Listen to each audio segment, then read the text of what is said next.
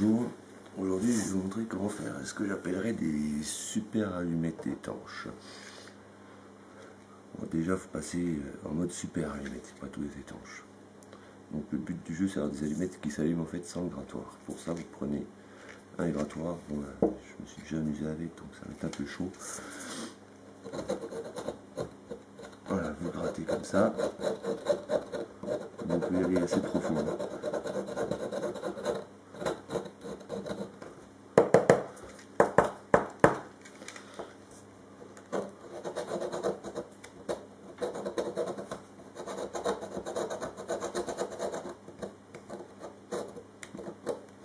Donc vous avez compris, le but du jeu étant de récupérer ce qu'il y a sur le grattoir. Quand vous avez des grattoirs neufs avec 4-5 boîtes en y allant bien, là il va obtenir pas mal de poudre.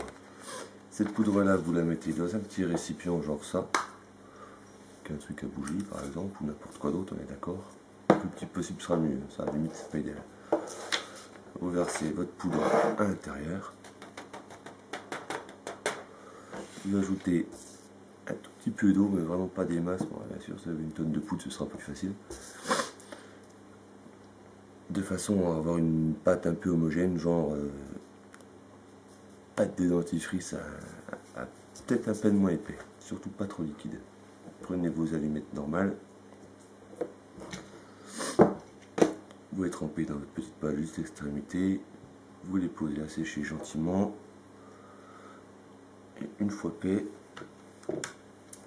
ça vous donne ça, des allumettes qui sont nettement plus foncées avec pas mal de grattoirs dessus. Donc je sais que ça marche.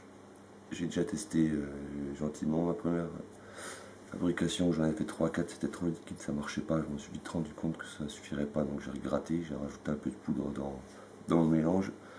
Et celle-là elle marche bien.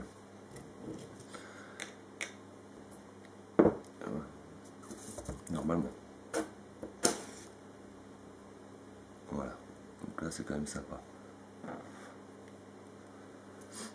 Le truc c'est qu'au vu que normalement j'ai remarqué qu'il y en avait une ou deux qui marchaient plus beaucoup. Je pense qu'elles n'aiment pas beaucoup l'humidité en fait. Donc ce que je vais faire, c'est que je vais faire ce qu'on a déjà vu sur d'autres vidéos. Je vais mettre du tissu, enfin du tissu, de la ficelle, ça c'est de la ficelle de linge, j'ai acheté à Leroy Merlin, ça vaut rien.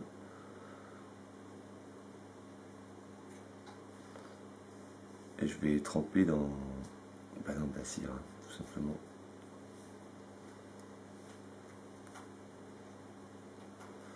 Ça donnera un côté allumette de survie si on veut. Bon, sachant que moi dans l'absolu, je vais pas spécialement utiliser ça pour allumer du feu. Je serais plutôt du genre à me contenter d'un simple briquet. Surtout que l'inconvénient quand je les passe, c'est que j'enlève du produit. Ce qui n'est pas forcément une bonne chose. Il faudrait presque s'amuser à faire ça avant.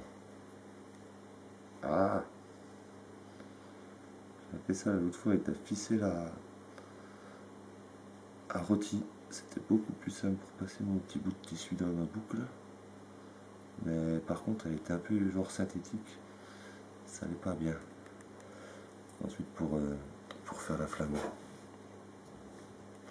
Donc celle-là qui est donc la ficelle de lin. J'ai vu entre temps, j'avais déjà acheté, ça va, que le lin était très absorbant. Donc je me dis, moi ça absorbera bien la paraffine, ça devrait être sympa. Donc il faut en préparer plusieurs. J'en ai déjà plusieurs parce que je me suis repris à plusieurs fois pour faire cette vidéo.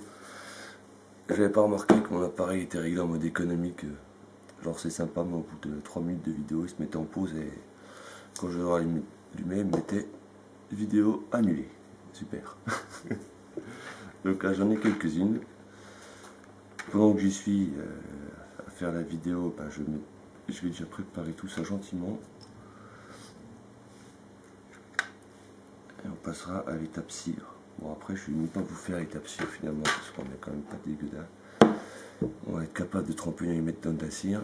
Le seul truc c'est que moi je m'embête pas, je prends ça, c'est fait exprès.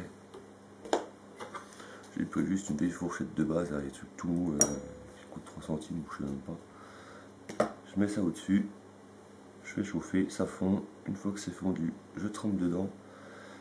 Et ce que je vais faire également au passage, c'est que je me dis c'est bien beau d'avoir la pointe avec de la cire, genre c'est étanche. Sauf que dans l'absolu, l'humidité ça rentre dans le bois. Donc on pourrait se dire que ça va rentrer dans tout le bois et aller éventuellement jusqu'à la pointe. Après, effectivement, peut-être que je psychote là-dessus.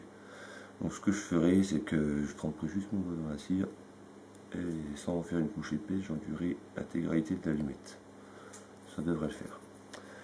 Voilà. Sinon je voulais vous montrer au passage, ça peut toujours servir. Le nœud que j'utilise donc pour faire le tour d'allumette, qui est un nœud qui est censé être bien pratique, vu que c'est le nœud qu'on fait en fait sur les hameçons. Donc c'est pas les nouveaux hameçons, enfin il y en a toujours, regardez comme ça. Ceux qu'on connaît tous hein, avec le petit trou.